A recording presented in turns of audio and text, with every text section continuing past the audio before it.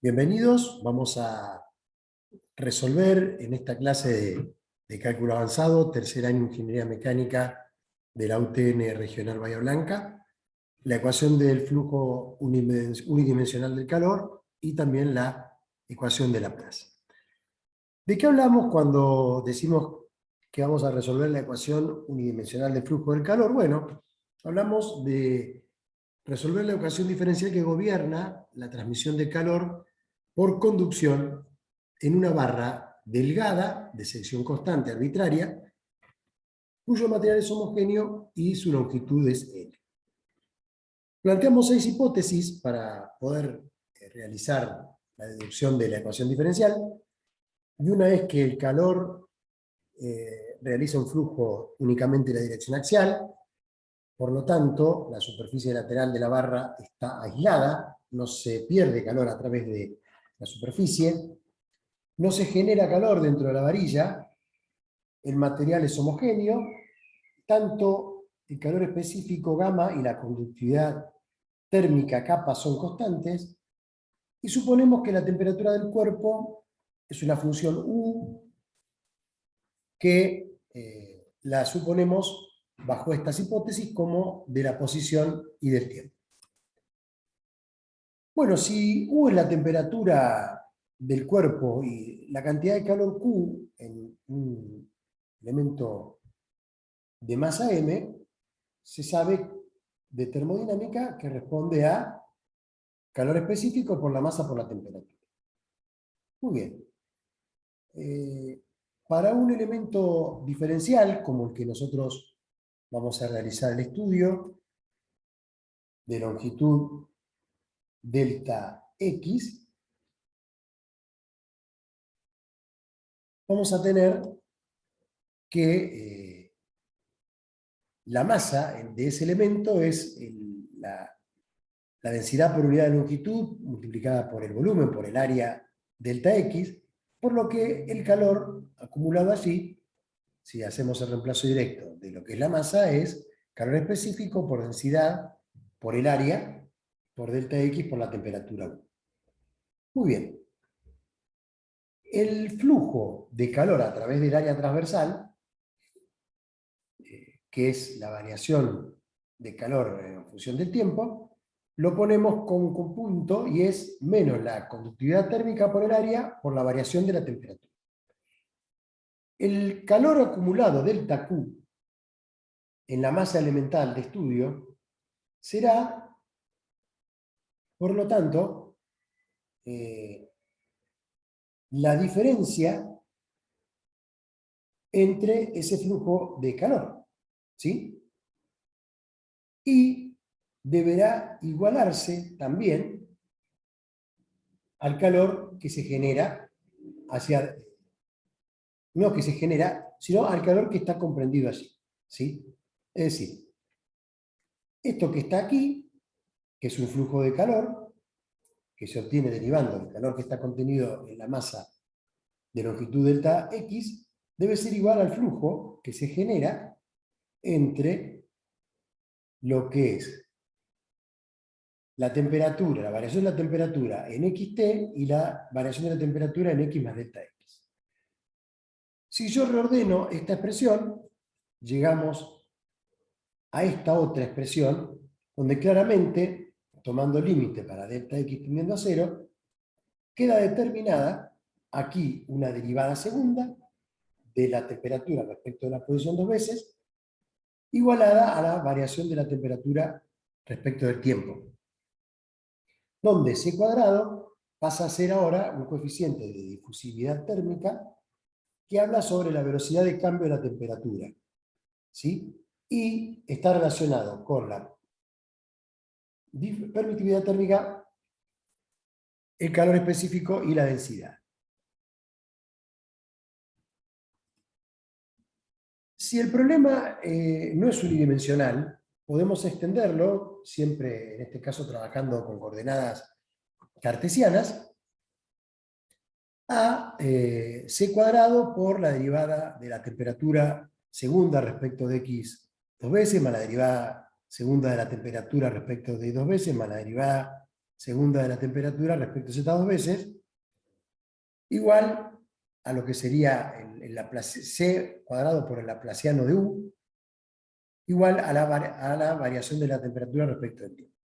En cambio, para un caso muy particular, donde un problema sea bidimensional y estacionario, quiere decir que no haya variación de la temperatura respecto del tiempo, esta ecuación tridimensional del flujo de calor se transforma en la ecuación de Laplace, problema que vamos a resolver más adelante.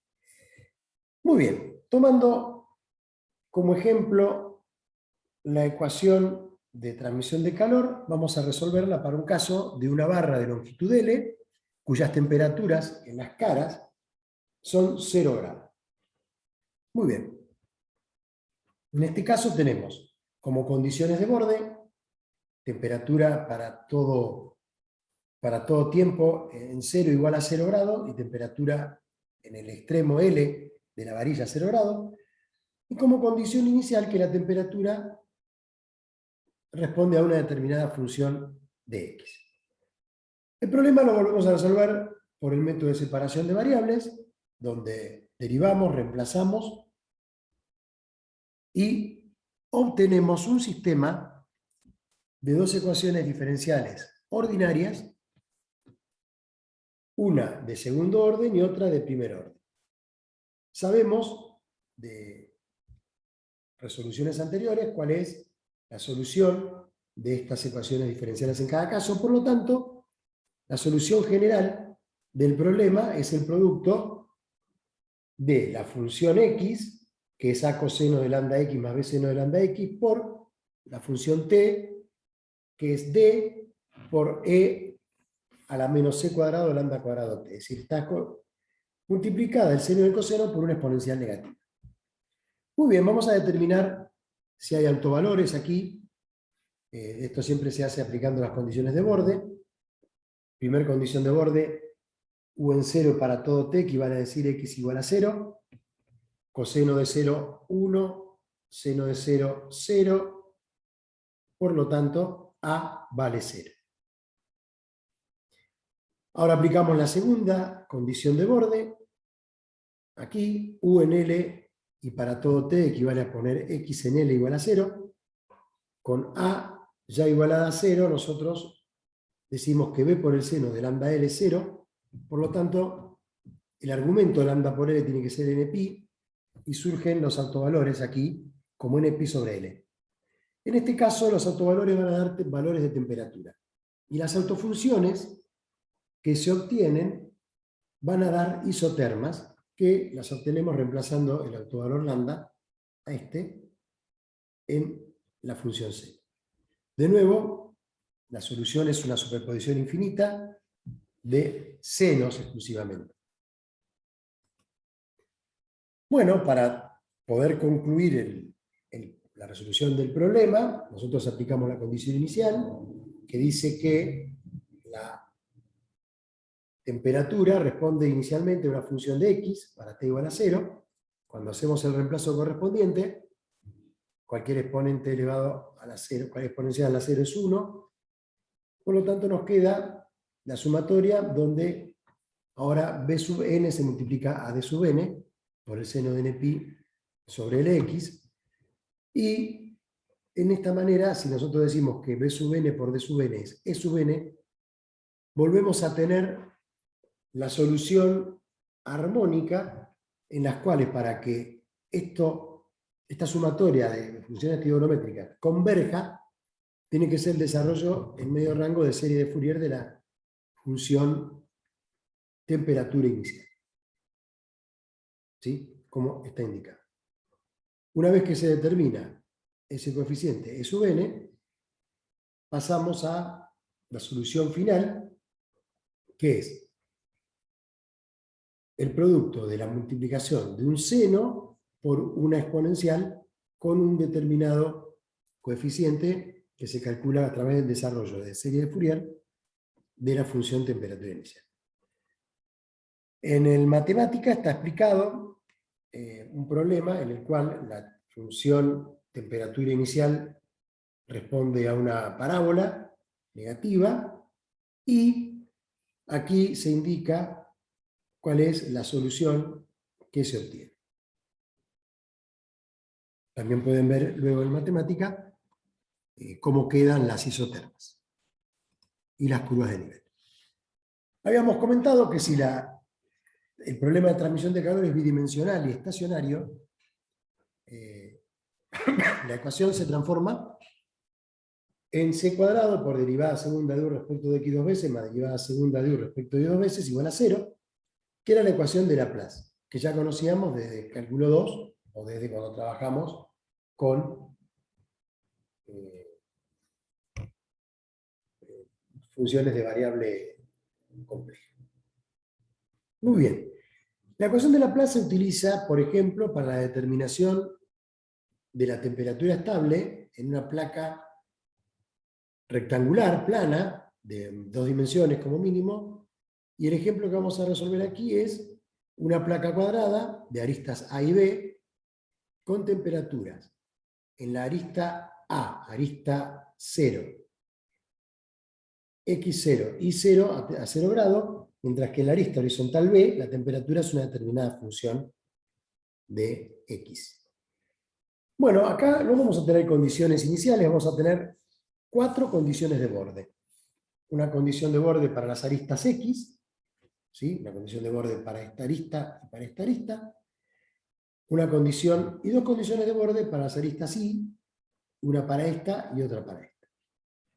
Bueno, lo que vamos a hacer es aplicar las condiciones de borde en cada caso, previo a resolver por el método de separación de variables. De nuevo, U, que es la temperatura, ahora es de XY, no es de XT, y es X de X por Y de Y. Reemplazamos, separamos variables, y ahora nos queda otra vez un sistema de 2 ecuaciones con 2 incógnitas, mejor dicho, un sistema de ecuaciones diferenciales ordinarias, las 2 ecuaciones de segundo orden, y sabemos que de la primera ecuación diferencial, esta es la solución, suma de senos y cosenos, y también sabemos que la solución de esta ecuación diferencial es una suma de senos y cosenos hiperbólicos. Esto lo ponemos sin demostración, por lo tanto la solución final del problema es el producto de ambas soluciones. Bueno, vamos a aplicar ahora las condiciones de borde, en particular en X. Temperatura para X igual a 0 nos determina A igual a 0. Temperatura en el borde X igual a A para todo Y vale 0. Obtenemos el primer autovalor. Y tenemos también las primeras isotermas, ¿sí? Donde NP sobre A es el autovalor. Reemplazamos en la solución general y tenemos que determinar el valor de C y el valor de D. Bueno, eso lo hacemos a través de la aplicación de la condición de borde en I. La primera condición de borde dice que la temperatura para I igual a 0 vale 0, por lo tanto C vale 0 ahora, y la temperatura en la arista B es una determinada función de X. Cuando reemplazamos, nos queda esta expresión, donde todo esto ahora es un número, no es una función, que si lo multiplico por B sub n y me queda, y digo que F sub n es el producto de B sub n por D sub n por el seno de n pi B sobre A, me vuelve a quedar una expresión que remonta a una serie de Fourier, desarrollo en seno. Por lo tanto, lo que tengo que determinar es ahora el desarrollo de la función temperatura inicial, ¿sí?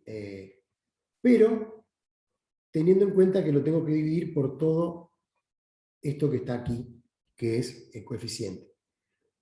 El problema es bastante sencillo, porque son soluciones armónicas, y en matemática se puede ver tranquilamente. Nosotros resolvemos para este caso, en particular, una función una temperatura en la arista B igual a 1 de 100 grados, constante, y la solución que se obtiene es esta. Perfecto. El método de separación de variables solamente se aplica cuando hay problemas homogéneos. En problemas de transmisión de calor de más de una dimensión es muy común que estos problemas no sean homogéneos.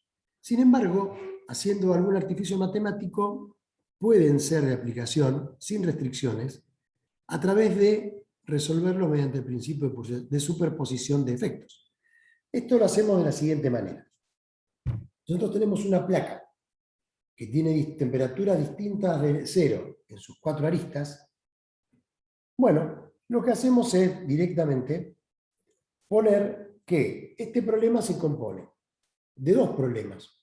Uno en el cual proponemos 0 grados, 2 aristas, en este caso en las aristas X, y otro donde la temperatura es nula en las ordenadas Y. Se resuelven por separado cada uno de esos problemas y la suma de las soluciones que se obtienen son el resultado final de la solución de este problema. Por último, ¿qué ocurre si la geometría del problema no es en X y Z? No es cartesiana y es polar. Bueno, la ecuación de Laplace sigue valiendo. Lo único que cambia aquí es la expresión del laplaciano. ¿Sí? El laplaciano, en coordenadas polares, es la expresión que aquí se muestra, derivada segunda de u respecto del radio 2 veces, más 1 sobre r por la derivada de u respecto del radio, más 1 sobre r cuadrado por la derivada segunda de u respecto de θ 2 veces. En este caso, lo que vamos a proponer como solución es una función u, pero que no es de xy, sino de r y θ. Por lo tanto, si yo genéricamente derivo esta expresión, para obtener el laplaciano, obtengo la siguiente ecuación diferencial. Muy bien. Hasta ahora no me ha permitido separar variables. Sin embargo, si yo trabajo algebraicamente, logro separar variables llegando a esta expresión. Lo pueden hacer tranquilamente para ver cómo se llega. Y me quedan aquí 2 ecuaciones diferenciales. Pero atención, una ecuación diferencial es a la que estamos acostumbrados a trabajar, cuya solución es la suma de senos y cosinos. Pero la anterior, la que está relacionada con la variación de R, es una ecuación de Cauchy-Riemann. Si ustedes determinan a través de plantear como solución la función potencial, van a ver que se obtiene como solución 2 exponentes reales y distintos, m y menos m. Por lo tanto, la solución de esta ecuación diferencial de Cauchy-Riemann, para este caso en particular, es esta. C, que es una constante, por r a la m, más d, que es otra constante, por r a la menos m. Muy bien, en un problema de este tipo, nosotros vamos a proponer siempre condiciones de temperatura para distintos radios y para distintos ángulos, y vamos a proponer que en alguna de las